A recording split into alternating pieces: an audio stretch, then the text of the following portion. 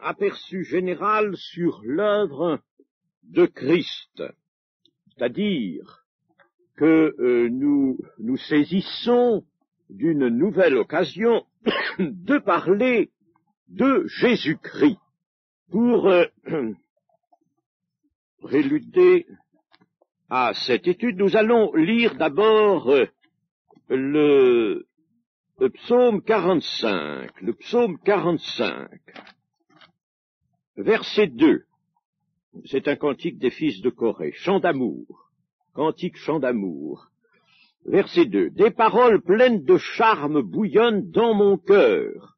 Je dis, mon œuvre est pour le roi, que ma langue soit comme la plume d'un habile écrivain. Tu es le plus beau des fils de l'homme. La grâce est répandue sur tes lèvres. C'est pourquoi Dieu t'a béni pour toujours. Vaillant guerrier, ceins ton épée, ta parure et ta gloire. Oui, ta gloire. Sois vainqueur, monte sur ton char. Défends la vérité, la douceur et la justice. Et que ta droite se signale par de merveilleux exploits. Tes flèches sont aiguës, des peuples tomberont sous toi. Elles perceront le cœur des ennemis du roi. Ton trône, ô Dieu, est à toujours. Le sceptre de ton règne est un sceptre d'équité. Tu aimes la justice et tu es la méchanceté. C'est pourquoi, ô Dieu, ton Dieu t'a oint d'une huile de joie par privilège sur tes collègues. Le mot collègue, c'est une traduction très approximative. Elle est difficile à trouver, la traduction ici. Le mot collègue, évidemment, le Seigneur Jésus, dont il est parlé ici, n'a pas de collègue, n'est-ce pas? C'est une traduction très difficile à faire. Enfin, laissons ce mot qui est une approximation. Verset 9. La myrrhe, l'aloès et la casse parfument tous tes vêtements. Dans les palais d'ivoire, les instruments à cordes te réjouissent. Des filles de rois sont parmi tes bien-aimés. La reine est à ta droite parée d'or, d'ophir. Écoute, ma fille, vois et prête l'oreille. Oublie ton peuple et la maison de ton père. Le roi porte ses désirs sur ta beauté. Puisqu'il est ton Seigneur, rends-lui tes hommages. Et avec des présents, la fille de Tyr, les plus riches du peuple, rechercheront ta faveur.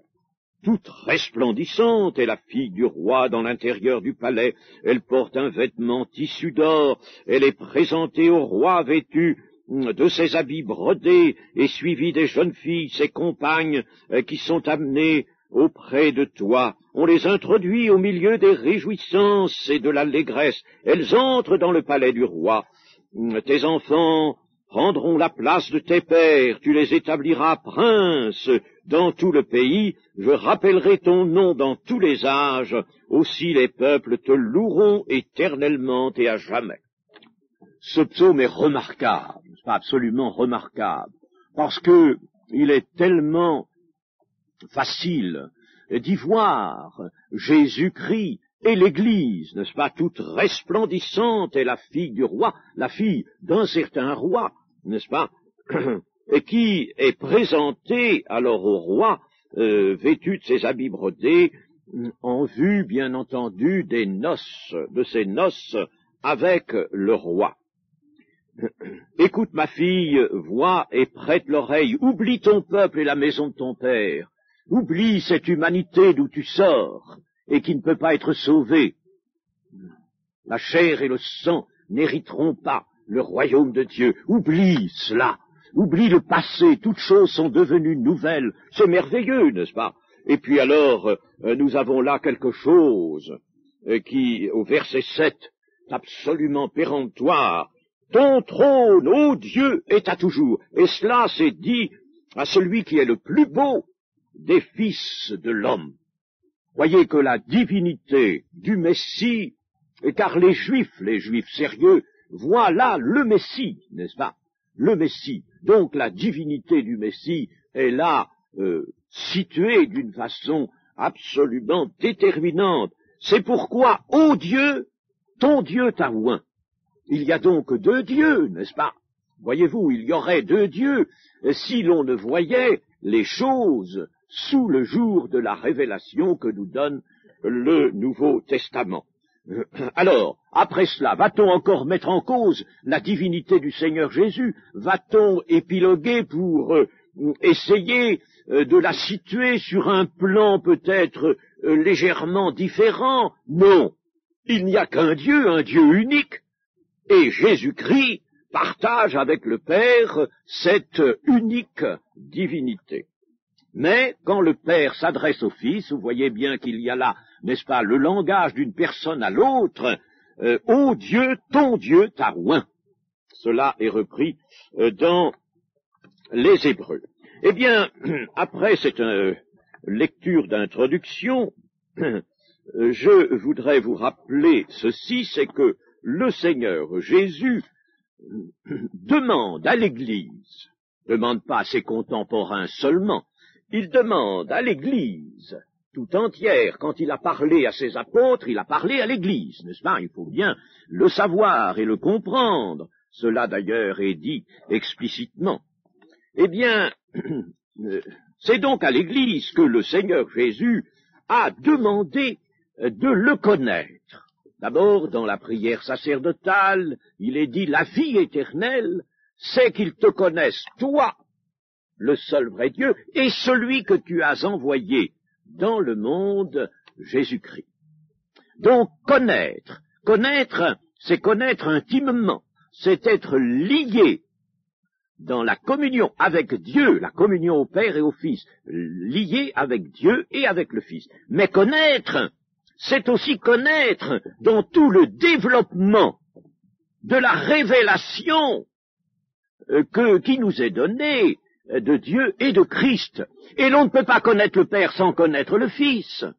Il faut d'abord bien connaître le Fils, c'est au travers du Fils que nous connaîtrons Dieu. Savez-vous, chers amis, que la connaissance de Dieu est très insuffisante aujourd'hui dans l'Église. D'où des risques, n'est-ce pas? Et les hérésies n'apparaissent toujours que là où il y a une faiblesse dans la connaissance. Et dans la foi, bien entendu. Dans l'évangile de Jean, au chapitre 8,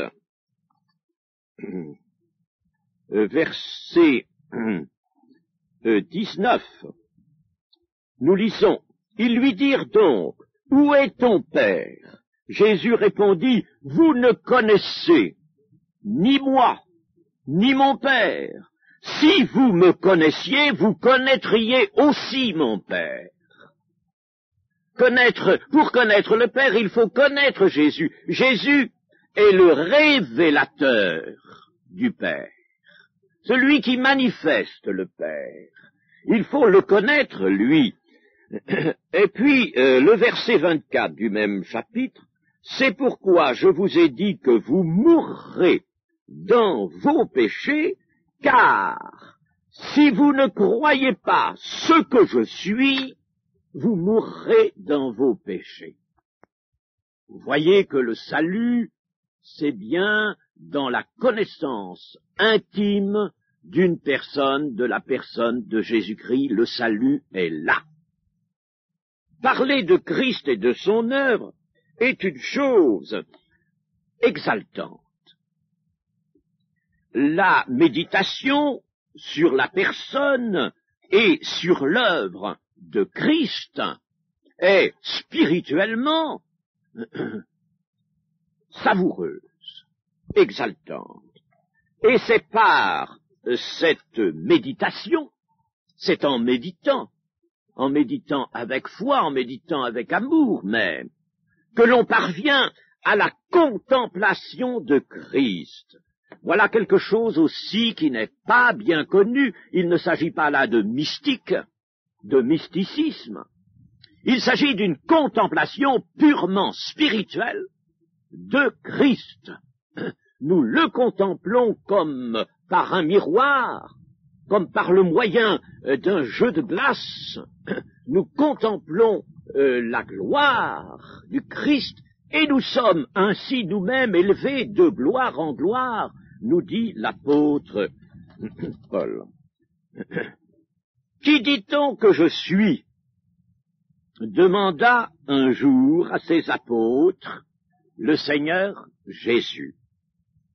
Et là déjà, c'était l'invitation faite à l'Église de le connaître, lui, le Sauveur, le souverain sacrificateur et le roi, par une vue spirituelle et réelle. Et la vue de Pierre, portée sur le Seigneur à ce moment-là, a été une vue spirituelle, le Seigneur lui ayant dit, n'est-ce pas, après sa déclaration, sa confession, ce qu'on appelle sa confession, tu es le Christ, le Fils du Dieu vivant, eh bien, le Seigneur lui a dit, Pierre, ce n'est pas la chair et le sang qui te font dire cela, mais c'est mon Père qui est dans les cieux qui te l'a révélé.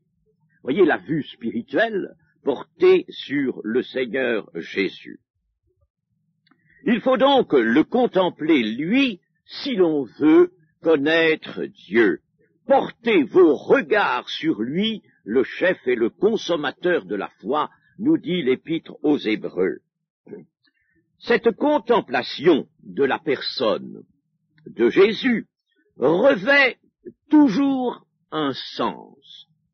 Elle embrasse la personne et l'œuvre du Christ, l'œuvre avec la victoire qui la couronne, victoire sur le péché, sur la mort et sur la mort.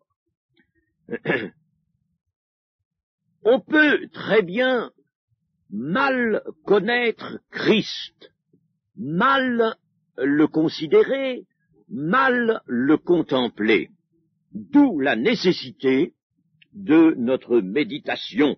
Il y a aujourd'hui quantité de gens qui prétendent avoir la foi et qui vous présentent, par exemple, un Christ social, hein, un Christ qui presque serait à parité avec Karl Marx, n'est-ce pas? On vous présente cela aujourd'hui, d'ailleurs on fait un christianisme marxiste, n'est-ce pas? Comme si les deux choses pouvaient aller ensemble. Et puis il y a d'autres manières, n'est-ce pas, de fausser complètement la vue sur le Christ. Alors, si l'on fait cela, eh bien, on fait tout simplement du Christ une idole. Comme par exemple, le bon Dieu des religions traditionnelles, bah, le bon Dieu est un faux Dieu, ce n'est pas le vrai Dieu, ce n'est pas le Dieu vivant. C'est un Dieu qui use d'une sorte de paternalisme, n'est-ce pas? Ça va bien, il est complaisant, bon, il n'est pas trop méchant, il est gentil, n'est-ce pas? Qu'est-ce que c'est que cela? C'est une vue absolument déformée, et si l'on se plaît, il y a par exemple des catholiques qui se plaisent, n'est-ce pas, à considérer, qui ont une certaine émotion religieuse d'ailleurs, à considérer le bon Dieu sous ce jour-là, n'est-ce pas? Eh bien, ils ont fait tout simplement, n'est-ce pas, de quelques éléments de départ, quelques éléments de vérité altérés, ils ont fait une idole, tout simplement. La connaissance de Christ et de son œuvre nécessite l'action de l'Esprit. Le Seigneur Jésus a bien dit ceci, « Personne ne connaît le Fils, si ce n'est le Père.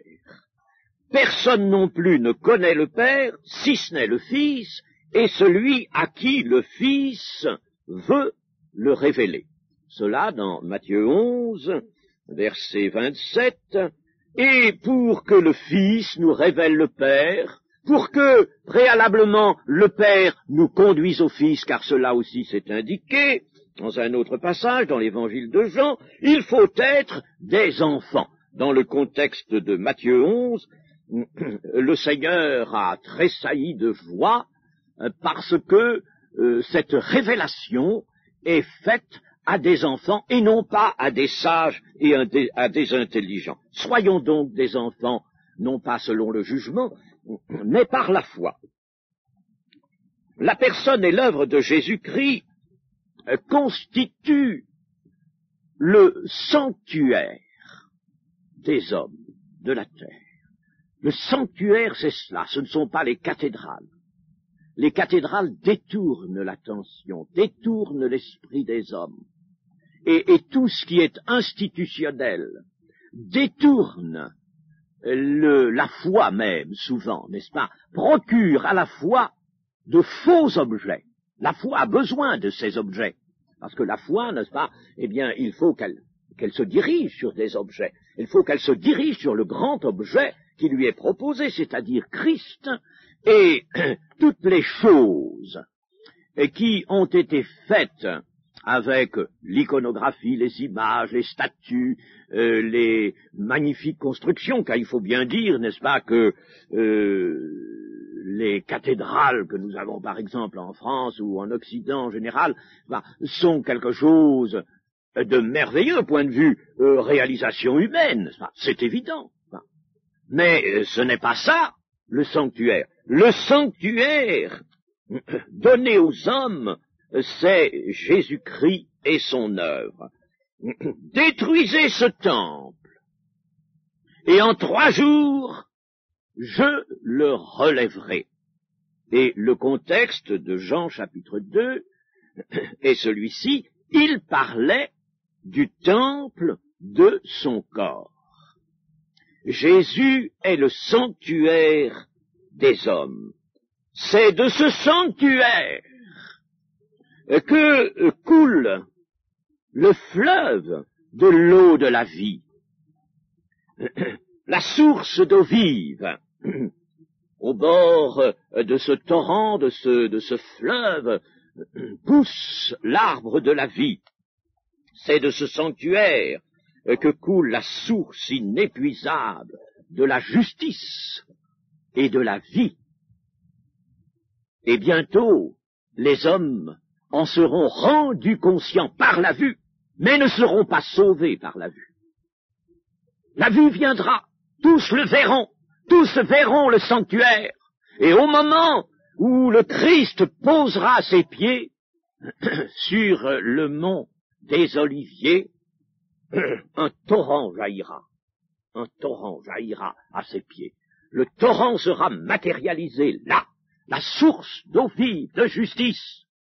Et le temple de Jérusalem, dont le prophète Ézéchiel, dans ses chapitres 40 et suivants, nous présente la magistrale vision, eh bien, de ce temple, sous le seuil de ce temple, sort un fleuve qui va s'élargissant, une source qui va s'élargissant, donne naissance à un torrent de plus en plus profond, la source de la justice et de la vie, car la vie repose sur la justice de Dieu.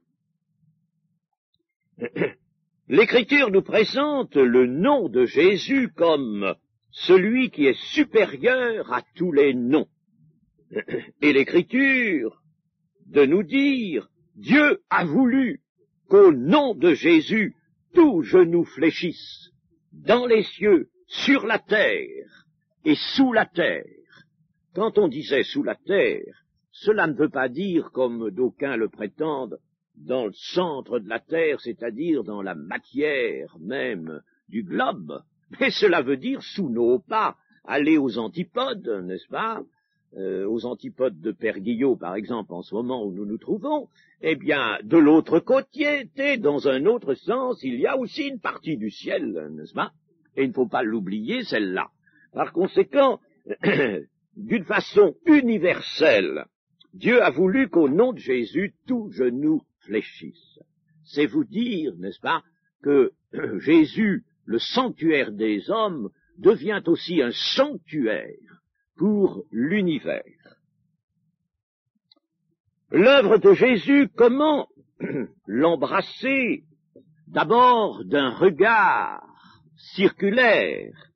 Eh bien, nous pouvons dire rapidement, Jésus-Christ est celui qui crée en lui-même, et par un assujettissement à lui, c'est-à-dire par le pouvoir qu'il a de s'assujettir toutes choses, Jésus-Christ crée la seconde création, la seconde humanité, avec pour matériau premier l'ancienne humanité.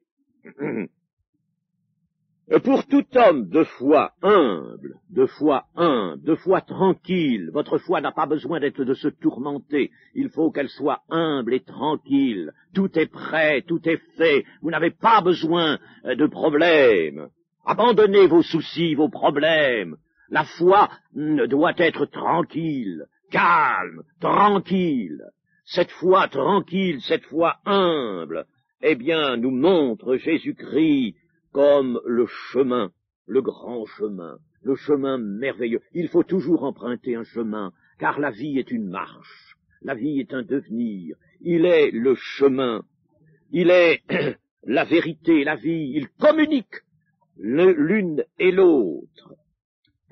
Il a aussi rempli la mission de prophète. Dieu avait parlé dans les anciens temps par ses serviteurs, les prophètes en Israël, car Israël avait des prophètes, car Israël était ce peuple au sein duquel Dieu parlait.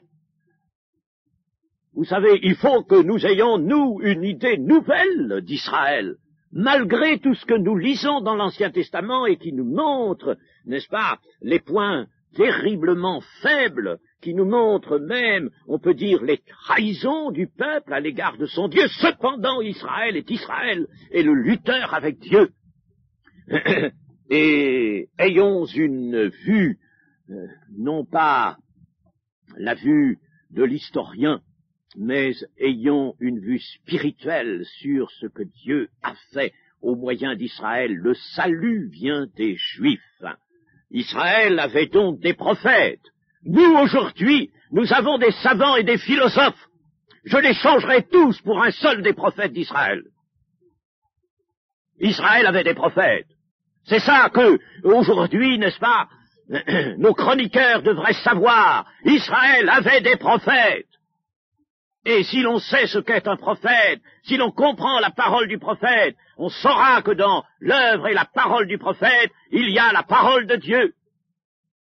Israël, donc, avait des prophètes, et non de ces vains savants, de ces vains raisonneurs, de ces vains discuteurs, écrivains, dont Paul dit que, s'ils restent ainsi, n'hériteront pas le salut. Dieu avait parlé par les prophètes, et dans les derniers temps, dans les temps eschatologiques, c'est-à-dire les temps de l'Église tout entière, il parle par le Fils. Dieu parle par le Fils. Le Fils a donc rempli un office de prophète. Qui vous dit qu'il ne le remplit pas encore, cet office-là, avec les autres? Car il y a, en somme, 3 grands offices remplis par Jésus-Christ. L'office de souverain sacrificateur, l'office de roi et l'office de prophète. Qui vous dit qu'il ne le remplit pas? Quand quelqu'un parle par l'esprit au milieu de l'Église, eh bien, il faut bien que ce soit l'esprit prophétique. D'ailleurs, l'esprit prophétique doit être le témoignage de Jésus-Christ. Le témoignage de Jésus-Christ, c'est l'esprit de la prophétie. Jésus a été donc aussi, a été bien sûr, cela résume tout, le sauveur des hommes, le vainqueur de la mort et le révélateur de Dieu sur la terre. Nous allons, pour compléter cette introduction, nous allons maintenant nous poser une certaine question. Pour connaître vraiment Christ, pour le contempler d'un regard du cœur, d'un regard spirituel, faut-il faire place, une certaine place, à la raison? Ou n'est-ce pas la foi seule qui doit intervenir? Autrement dit, la foi doit-elle supprimer, exclure de son champ la science, ou la foi et la science ont-elles quelque chose à faire ensemble? Quand je parle de la science, je ne parle pas du champ des connaissances humaines, des connaissances que l'homme accumule lui-même, n'est-ce pas? Je ne parle pas de cela. Je parle de la science dans le sens biblique, c'est-à-dire de la connaissance de Dieu et des desseins de Dieu, de la connaissance de la voie du salut. Ne faudrait-il pas, pour connaître Christ, laisser faire la foi seule? D'aucuns pensent cela. Laisser faire la foi seule. Laisser l'Esprit de Dieu révéler la splendeur de la personne et de l'œuvre de Christ. Eh bien, nous allons répondre à cette question. Il est certain que la foi est tout d'abord vue comme indépendante de la connaissance ou de la science. La foi, en effet, peut apparaître dans tout cœur, et cela nous l'avons constaté expérimentalement. Elle peut apparaître dans le cœur d'un petit enfant, elle peut apparaître dans le cœur de l'ignorant, elle peut apparaître dans le cœur de l'analphabète, tout analphabète, n'est-ce pas, qui ne sait rien, qui ne connaît rien, qui n'a pas les moyens d'introduire en lui, n'est-ce pas, la science des hommes, qui reste par conséquent avec un esprit fruste. Eh bien, celui-là peut tout aussi bien exercer la foi, quelquefois mieux, disons, n'est-ce pas, que tout autre. Enfin, je ne vous dis pas d'être ignorant pour être des gens de meilleure foi, de plus grande foi. Mais enfin, cela se peut. Chez l'enfant, nous l'avons vu combien. Et si, chers amis, et si, dans les familles chrétiennes, oh, que je déplore les manquements à cet égard-là.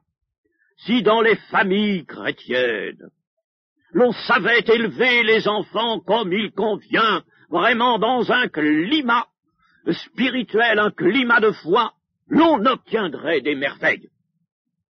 Et dans mes derniers voyages, j'ai vu dans des familles des enfants véritablement qui sont le produit d'un exercice, disons, d'un ministère, je veux bien employer ce mot, un ministère familial, un ministère des parents à l'égard des enfants. Je crois que les parents ont un ministère à remplir à l'égard des enfants. J'ai vu le produit de cela.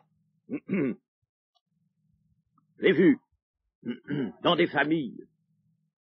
J'ai vu des enfants déjà grands qui ont été élevés dans la foi par des soins attentifs et spirituels de la part des parents, et ce sont de merveilleux produits déjà de l'humanité.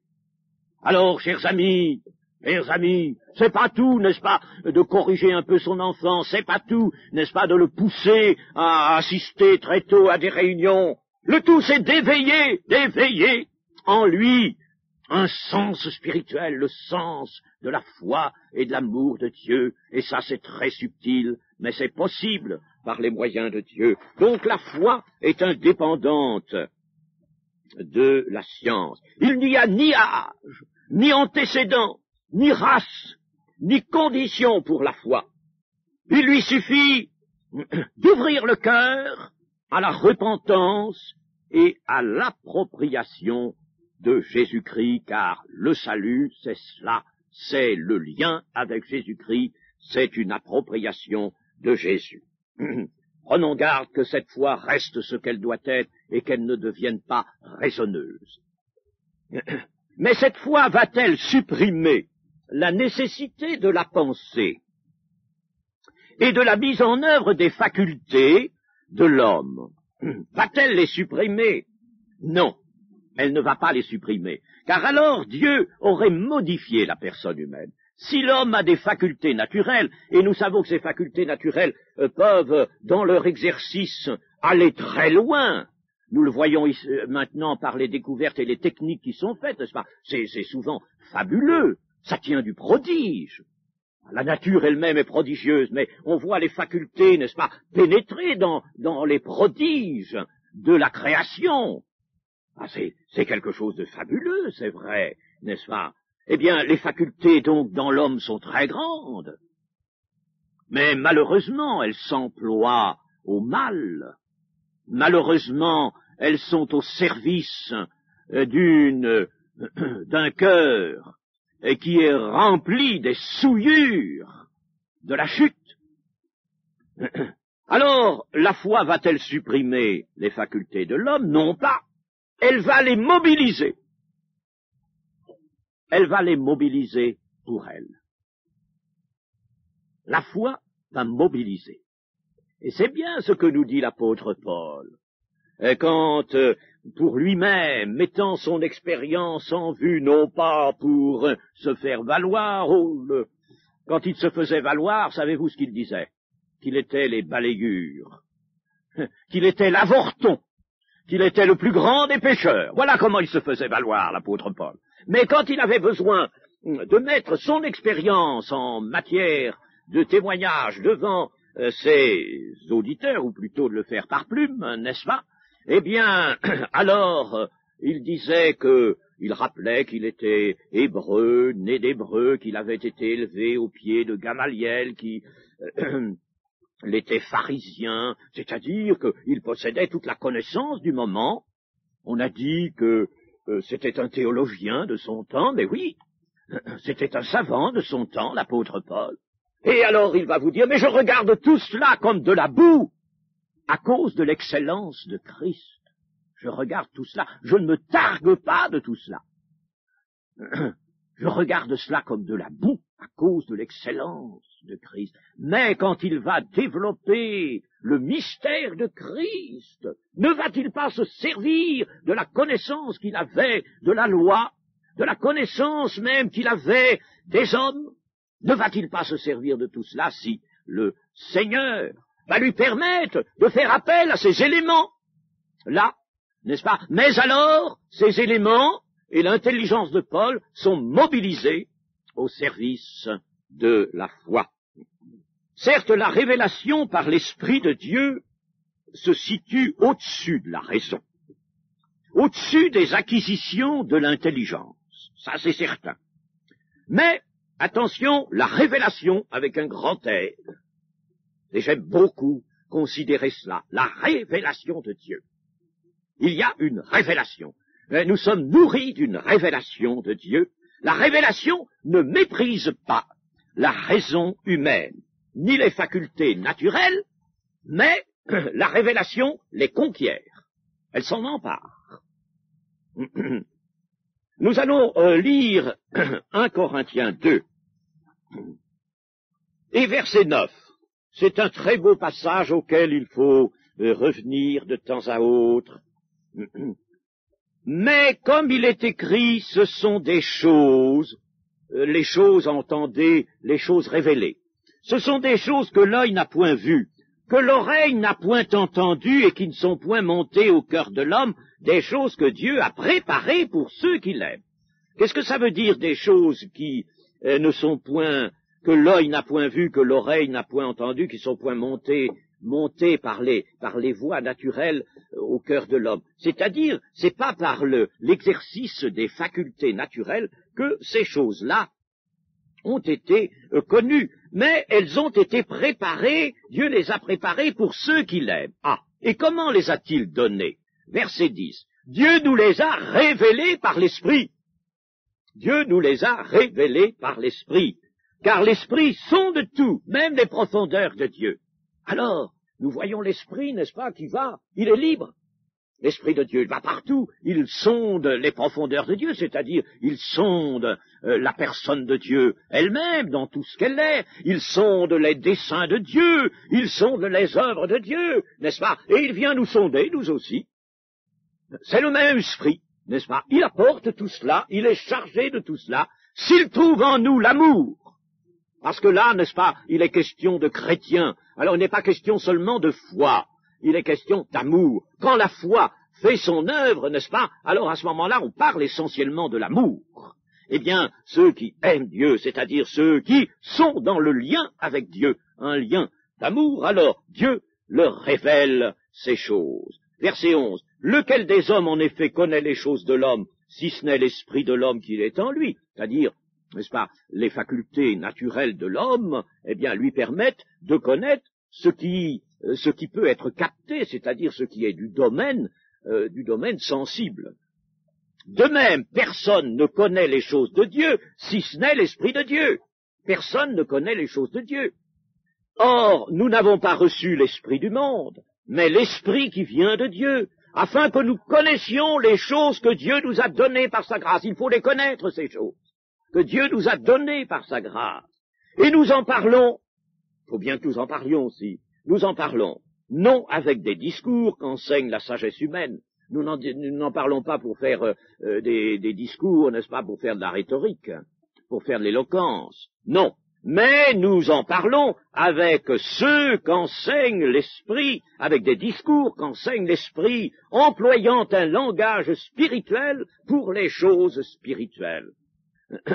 Nos pauvres mots, notre pauvre vocabulaire, hein, parce que la langue humaine est pauvre à côté vous savez, des pensées de Dieu qu'il s'agit d'exprimer. On le voit déjà dans le français qui a bien du mal à exprimer ce qui est souvent dans le grec et dans l'hébreu, n'est-ce pas? Eh bien, à plus forte raison, n'est-ce pas, la pensée de Dieu, comment pouvoir l'exprimer avec ce pauvre instrument qu'est le langage humain?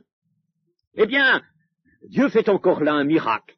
Avec ces pauvres mots, ce pauvre vocabulaire, il transmet quand même des pensées d'une richesse étonnante. Alors ça, c'est le langage spirituel. Mais l'homme animal, entendons l'homme naturel, l'homme psychique, littéralement c'est l'homme psychique, ne reçoit pas les choses de l'Esprit de Dieu, car elles sont une folie pour lui. La raison, n'est-ce pas, ne peut pas les admettre, ces choses de Dieu, sont une folie. Et il ne peut les connaître, parce que c'est spirituellement qu'on en juge. Si l'on n'a pas le moyen, n'est-ce pas, un moyen spirituel, hein, le moyen que donnera la foi et avec elle l'amour de Dieu, alors on ne peut pas les connaître. L'homme spirituel, au contraire, juge de tout, et il n'est lui-même jugé par personne, car qui a connu la pensée du Seigneur pour l'instruire? Or nous avons la pensée de Christ. Nous avons la pensée de Christ, elle est arrivée, elle est venue, elle est entrée en nous, il faut qu'elle entre, elle a sa place dans notre cœur, et elle doit gagner de là tout notre être tout entier. Elle doit gagner la mémoire, elle doit gagner l'intelligence, elle doit tout gagner en nous. Et puis comment l'homme spirituel jugerait-il de tout, comme le dit Paul ici? Comment jugerait-il de tout s'il ne pensait pas, si sa pensée ne se nourrissait pas par les voies de l'information? Dieu a donné, n'est-ce pas, des sens à l'homme, des sens, il lui a donné aussi de l'intelligence, n'est-ce pas, et ces voies d'information, eh bien, l'homme peut les utiliser à condition qu'elles soient soumises à la foi. Priorité, bien sûr, à la foi. Priorité à la foi. Et l'on peut dire ceci: je ne chercherai pas à comprendre pour croire, mais je croirai pour comprendre. C'est ce que nous dit la Bible. Je ne chercherai pas, n'est-ce pas, à comprendre pour croire. Attention, quand les chrétiens en sont encore là, hein, mais frère, je comprends pas bien ce que ça veut dire, je comprends pas, et puis alors on sent, n'est-ce pas, un petit vacillement, là, le petit vacillement du doute, n'est-ce pas? Je ne comprends pas, moi à ce moment-là, quelquefois je suis un peu vif. Eh oui, et je dis, eh bien commencez par croire sans comprendre. Croyez sans comprendre. Après, vous comprendrez, n'est-ce pas? Comment voulez-vous que l'homme puisse comprendre Dieu? C'est pas possible. Ça ne peut pas entrer par les voies naturelles de la compréhension, ça, n'est-ce pas? Par les antennes de la raison humaine, ça ne peut pas venir. Dieu a donc donné l'esprit. Il a donné l'esprit, et vous voyez quelle place est faite à l'esprit, n'est-ce pas? Mais il a aussi donné la Bible. Ah, nous ne pouvons pas, n'est-ce pas, nous ne pouvons pas dire que Dieu n'ait pas donné la Bible, puisque nous la disons inspirée en toutes ses parties, et que nous disons qu'elle est la parole de Dieu écrite. Il a donc donné aussi la Bible, et il est aisé de mal utiliser tant l'esprit que la Bible. Il y a des gens qui utilisent très mal l'esprit et ses révélations, qui les déforment, qui les emmènent dans le rêve et dans le mysticisme ou dans la métaphysique. Ça dépend des tendances, n'est-ce pas, ou des cultures. Alors on l'emmène, n'est-ce pas? On emmène ce que l'esprit. Alors on dit moi l'esprit m'a révélé que, moi l'esprit m'a dit. Il y a des gens qui répètent tout le temps Dieu m'a dit ceci. Ben si Dieu t'a dit, alors qu'est-ce que tu veux? Eh bien fais ce qu'il t'a dit seulement, n'est-ce pas? Je crois que Dieu s'est contredit. Et quand on entend cela, souvent Dieu m'a dit, Dieu m'a dit, Dieu m'a dit. J'ai entendu une femme qui vous disait ça tout le temps, et puis elle vous disait les choses les plus contraires entre elles, n'est-ce pas? Un jour c'était d'une manière, l'autre jour c'était d'une autre, et je ne cessais de lui dire, mais alors, écoutez, je ne sais pas, moi, le Dieu qui vous informe, il se contredit tout le temps. N'est-ce pas? Ça, c'est quelque chose, n'est-ce pas, de lamentable. Cela, vous voyez que l'esprit, n'est-ce pas? Attention, les gens qui disent, moi, je n'ai pas besoin de méditer la Bible, je n'ai pas besoin de lire, parce que l'esprit me conduit, l'esprit me renseigne. En général, ces gens-là font fiasco. Alors, nous avons besoin de l'un et de l'autre. Nous avons besoin de l'esprit, nous avons besoin de la Bible. Parce que la Bible va nous présenter un tracé. La Bible va d'abord assigner des limites à la révélation de Dieu. Les sources du christianisme sont donc à la fois révélation par l'esprit et Bible. La foi et la science, par conséquent, s'épaulent et se complètent, s'entraident, comme aussi la foi et l'espérance s'entraident mutuellement. La science qui est obtenue par la méditation de la Bible fournit, en effet, à la foi, ces précieux objets. Les objets de la foi seront là. La foi, l'exercice de la foi est un regard, une fonction du cœur et de la volonté. Et de la volonté. La foi est une fonction du cœur. Hein? Et de la volonté. À la fin de l'Apocalypse, nous avons ceci, que celui qui veut, prenne de l'eau de la vie gratuitement. N'oubliez pas que la foi va mobiliser la volonté. C'est par la foi et par connaissance que nous voulons donc contempler le Christ et son œuvre. Nous le voyons d'abord directement. Comment? Par son humanité, c'est ce que nous ferons, par son humanité et par ses actes, par ses discours.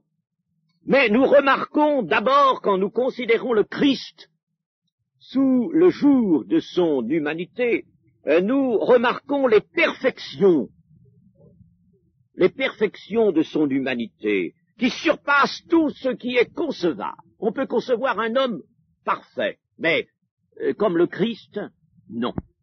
Et la chair du Seigneur Jésus, c'est-à-dire son humanité, est alors le voile qui, pour l'homme de foi, l'homme qui aime, le voile qui va s'entr'ouvrir, et laisser apercevoir avec clarté la gloire du Fils unique venu du Père.